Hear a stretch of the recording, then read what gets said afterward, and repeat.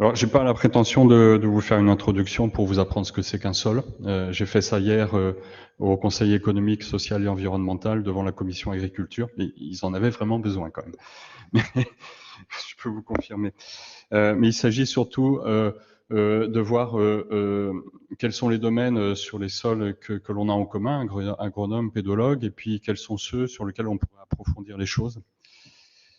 Le mot sol forcément évoque tout le temps toujours plein de sens, même un sens un peu dégoûtant. Pendant le Covid, il y a des gens qui se sont rendus compte qu'on avait besoin de produits de la terre et que c'était peut-être sale. La définition du sol telle qu'on l'entend, elle a été donnée il y a déjà près de 140 ans par le créateur de la discipline, Vassili Doukachev. Par sol, on entend les horizons extérieurs des roches naturellement modifiées par l'influence mutuelle de l'eau, de l'air et des organismes vivants et morts. Et il rajoute, c'est un corps naturel, indépendant et variant. Et à partir de là, la discipline de la pédologie a commencé à avoir un sujet et a pu définir les contours un petit peu de cette discipline. Je vais donc pas trop m'étendre là-dessus, mais je voudrais prendre beaucoup de recul. Et il y avait tout à l'heure une diapo sur l'évolution des températures sur la planète depuis le Cambrien. En fait, c'est très juste de partir du Cambrien parce que jusqu'au Cambrien, jusqu'il y a 500 millions d'années, la vie n'était que dans l'océan. Il a fallu attendre à peu près 500 millions d'années pour qu'elles puissent conquérir, que les formes vivantes puissent conquérir les parties émergées de la planète. Et pour faire cela, il a fallu résoudre plein de problèmes. Il fallait pouvoir se dresser, il fallait se fixer sur un substrat, il fallait se protéger des UV, mais en même temps capter l'énergie lumineuse, résister aux écarts de température, absorber les sels minéraux, absorber de l'eau et recycler ses déchets. Pendant quelques temps après, notamment au Carbonifère, recycler ses déchets, c'était zéro pointé, ça n'a pas marché. C'est aussi pour ça qu'on utilise ces ressources carbonées qui ont été accumulées à cette époque-là. Donc, quand on parle du idyllique de la nature, on voit bien aussi qu'il y a quelquefois des choses qui étaient des impasses à certaines époques. Ça remet un petit peu les pendules à l'heure. Les premières formes de vie sur la partie émergée étaient certainement des lichens, association symbiotique entre les algues et des champignons.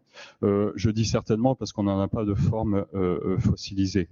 On imagine que ce qui existe aujourd'hui avec des lichens en haute latitude sur des cailloux, c'est ce qui a pu se passer, puisque de toute façon, ces formes vivantes-là existaient ou préexistaient à la conquête des sols.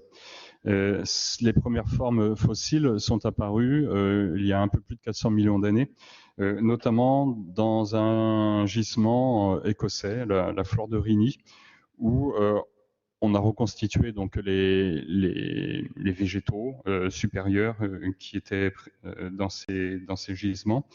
C'était des formes de ce type. Alors, je ne sais pas si je peux utiliser le signe de la souris, on la voit? Non, on la voit pas. Donc, si? Non. Bon, tant pis. Vous voyez peut-être juste à la limite entre l'eau. Ah oui, ça c'est génial, ça marche. Vous voyez ici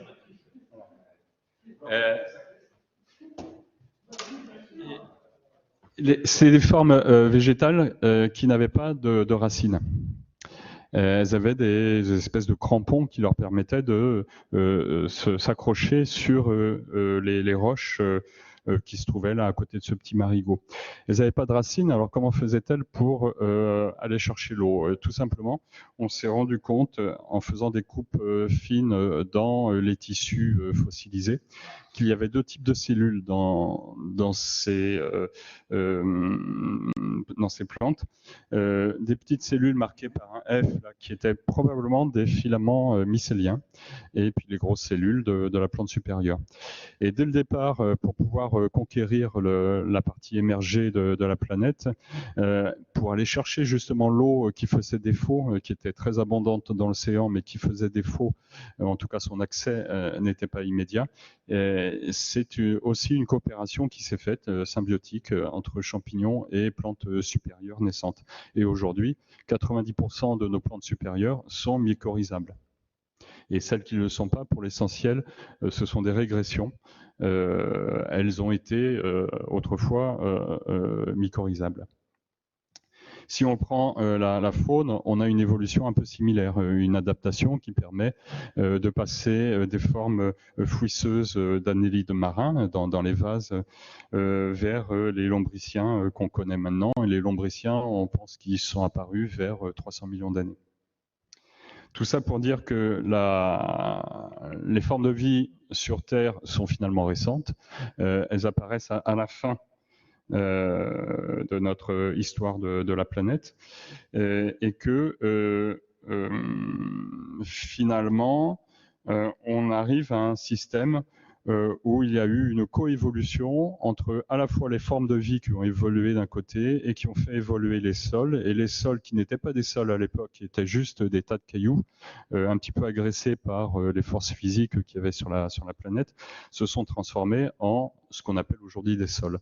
Mais ça n'a pas été immédiat, et ça a été un concours de coopération finalement entre de l'inanimé et de l'animé qui a profité des propriétés de ce qu'il créait, c'est-à-dire le sol. Alors qu'est-ce que c'est ? Pour faire vite, vous avez 4 éléments dans les sols, des éléments solides, minéraux ou organiques. Et vous remarquerez qu'à la frontière entre le minéral et l'organique, on a une catégorie particulière qui s'appelle des colloïdes, vous savez tout ça, argile ou matière organique. Et une part de solutions, l'eau, les substances solubles qui sont contenues dans l'eau, des gaz de l'atmosphère ou les gaz liés à la décomposition des matières organiques, et enfin la part vivante. Et c'est là où c'est peut-être très très intéressant, c'est de voir le pourcentage, la part relative de ces choses, notamment au niveau minéral et matière organique. Les minéraux sont largement majoritaires, entre 90 et 99% en moyenne dans les sols. La matière organique, elle, vivante ou morte, représente que quelques pourcents. Et dans ces quelques pourcents, pour l'essentiel, ce sont des molécules carbonées, des matières organiques, ce sont des matières organiques mortes, des nécromasses, par opposition aux organismes vivants qui ne représentent que 5% de la matière organique du sol. Et dans les matières organiques mortes, une faible proportion est composée de matières organiques particulières, des débris végétaux, des tissus que l'on peut reconnaître à l'œil, alors que le reste, et la grande majorité, ce sont des molécules. Plus ou moins grosses, plus ou moins labiles, mais ce sont des matières organiques moléculaires. Je passe sur les formes du vivant. On a une ségrégation aussi selon la taille. Donc le sol va avoir plusieurs propriétés, tout un tas de propriétés que vous connaissez, que vous pouvez aller vérifier dans des ouvrages bien connus. Moi, je voudrais juste vous parler de l'une d'elles, celles qui sont liées à l'eau. Isabelle, je pense, approfondira ce sujet, mais juste pour vous dire qu'on considère qu'il y a 3 compartiments par rapport à l'eau en fonction de la proximité plus ou moins importante d'une molécule d'eau par rapport aux particules. Le compartiment où ce sont des eaux de gravité qui vont s'écouler, les macroporosités. Le compartiment intermédiaire où les eaux sont retenues, c'est là où on parlera de réserves utiles, réserves facilement utilisables. Ça correspond grosso modo à la mésoporosité, et c'est tout petit, hein. C'est de l'ordre de 10 microns au maximum. Et enfin, la microporosité à proximité même des particules, à moins de 0,2 microns, donc c'est infime, où là on a de l'eau liée qui n'est pas utilisable par les pôles absorbants qui vont se situer dans la mésoporosité et par la cohorte des micro-organismes qui vivent dans la rhizosphère. Tout ça, ça donne, ça permet de définir ce qu'on appelle maintenant, qui est très très tendance, l'holobionte dans le sol. Cette mésoporosité, justement, elle a pu être visualisée par Isabelle Basile-Doche en faisant une nanotomographie. Vous avez ici un agrégat de sol. C'est minuscule, ça fait le diamètre d'un de vos cheveux, 63 microns. Et vous voyez plusieurs particules qui sont à touche-touche, présentant des cavités, des porosités. Et c'est toutes ces cavités, toutes ces porosités qui définissent la mésoporosité tout à fait intéressante au niveau des réserves en eau. Autre chose, cette vue d'un dessinateur, un petit peu naïf peut-être, elle est intéressante. Elle représente des grains de sable, des racines radicelles et puis des populations de micro-organismes ou de colamboles. Elle est intéressante parce que sans faire exprès, elle dessine une sorte d'intestin. C'est assez évocateur. Et en fait, c'est l'un des gros rôles de cet agencement de vivant et de minéral, c'est de constituer un appareil digestif en fait pour le sol, hein, tout simplement. Je vais mettre des proportions. L'agrégat qu'on a vu tout à l'heure aurait cette taille, enfin à cette taille par rapport au schéma qui est représenté là.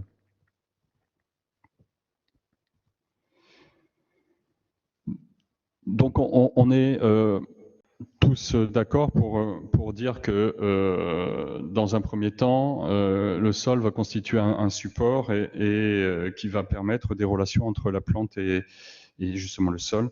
Et c'est vrai pour les naturalistes, c'est vrai pour les agronomes, les forestiers et les pédologues, j'aurais dû rajouter. Peut-être qu'on peut partager des choses au-delà de ça, en prenant un petit peu de recul et en considérant les éléments qui permettent le fonctionnement des écosystèmes et qui sont dus au sol. Et c'est ce que je voudrais voir maintenant avec vous. Donc, d'une certaine manière, prendre un peu de recul, ne pas rester forcément focalisé sur la rhizosphère, mais voir quels sont les autres attributs qu'on trouve au sol et que les pédologues justement développent. Déjà, le sol, c'est un espace non pas en 2 ni en 3, mais en 4 dimensions. Les 3 dimensions de l'espace et la 4e, c'est le temps. Et un pédologue va toujours essayer de comprendre comment son profil de sol s'est développé, s'est transformé dans le temps jusqu'à pouvoir décrire plusieurs horizons.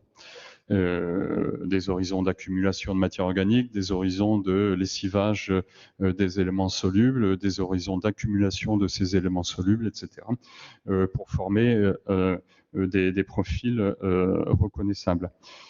Je vous indique le livre excellent de Denis Bèze sur la pédogénèse, qui est sorti il y a 1 an, je crois. Il reste combien de temps ? Pas beaucoup. Alors, quelques illustrations de la diversité des sols. Et vous montrer que puisque les sols ont des origines très différentes au niveau des matériaux parentaux, sont sous des climats assez contrastés et des reliefs également très divers, on a du coup en France une grande diversité des types de sols. Et le référentiel pédologique français, qui a été édité par la FES, compte 110 types de sols différents. Et forcément, si on fait le rapprochement avec l'eau, ça fait aussi des comportements liés aux réserves en eau qui sont très très inégalement répartis sur le territoire. Et enfin, je vais essayer d'aller très très vite. Les autres volets à prendre en compte sont les volets liés au fait que le sol, c'est une interface entre la lithosphère, la biosphère, l'hydrosphère et l'atmosphère. Et vous connaissez tous ce schéma de ce cycle de la matière organique qui part de la photosynthèse pour revenir dans l'arbre en sels minéraux, avec une fonction très très importante qui se passe dans le sol, avec les organismes du sol qui vont transformer ces matières. On a la même chose au niveau des flux de carbone, où rarement on prend en compte le stock du sol lui-même. Mais c'est pourtant dans le sol que se stocke une grande partie du carbone. 2160 pétagrammes de carbone dans le sol, donc grosso modo dans le premier mètre, quand il y en a à peine 800 dans l'atmosphère et 720 dans la biosphère épuisée. Vous voyez, la part de carbone emmagasinée dans le sol et se recyclant dans le sol est prépondérante. Alors bien entendu, ça n'a rien à voir avec tout ce qui est stocké depuis longtemps dans la lithosphère et qu'on est venu chercher, c'est ce qu'on appelle la combustion anthropique, pour venir augmenter les niveaux de carbone dans l'atmosphère. Et c'est pas tout à fait négligeable, on l'a vu tout à l'heure, c'est de l'ordre de plus de 10% d'un échange annuel entre, par exemple, l'atmosphère et la biosphère épuisée. Et transfert d'eau. Alors pour pas fâcher les Français, j'ai pris un poster des USA qui, comme d'habitude, néglige aussi la fraction sol comme étant l'interface des mouvements d'eau sur la planète. Vous voyez qu'ici, on va parler d'écoulement souterrain ou d'écoulement de surface ou d'évaporation, mais jamais on fait de focus sur ce qui se passe dans le sol. Or, les phénomènes qui se passent dans le sol au niveau des transferts d'eau sont extrêmement importants.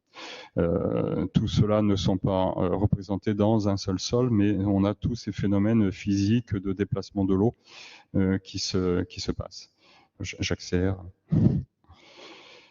L'infiltration des eaux, oui, grâce notamment à la faune. Il a été montré que les lombriciens permettaient d'améliorer considérablement les capacités d'infiltration d'un sol. Et pour faire très vite, alors juste de diapo, la contribution du sol à la régulation des climats locaux, c'est à l'évaporation dans un bas-fond, va refroidir l'atmosphère, c'est pas négligeable. Et puis il a été évoqué aussi la stabilité des sols, les rôles des sols dans l'atténuation des phénomènes érosifs. Donc vous l'avez compris, le sol c'est un système. On peut le voir au niveau à l'échelle de la plante, toutes les fonctions qui sont réalisées. Mais on peut aussi prendre du recul en voyant les fonctions écosystémiques à l'échelle donc des écosystèmes, approvisionnement, régulation, biotope. Et enfin, à ne pas confondre avec les services qui seront rendus par les sols, et notamment si on recherche des atténuations au changement climatique et aux ressources en eau. Et enfin, malheureusement, c'est pas un problème nouveau. C'est pas un problème nouveau. Au cours de l'histoire, il y a eu plein de gens qui ont cessé de dire que prendre soin des sols, c'était vital pour nos sociétés. Le premier dont on a les traces, c'est Platon, qui dans Critias dénonçait des travaux de déforestation à côté d'Athènes qui avaient bouleversé grandement l'accès à l'eau, le transfert d'eau, les ressources des fontaines, du fait de phénomènes de déforestation accrus. Voilà, et c'est un constat qui est pas très sympathique à faire en fait.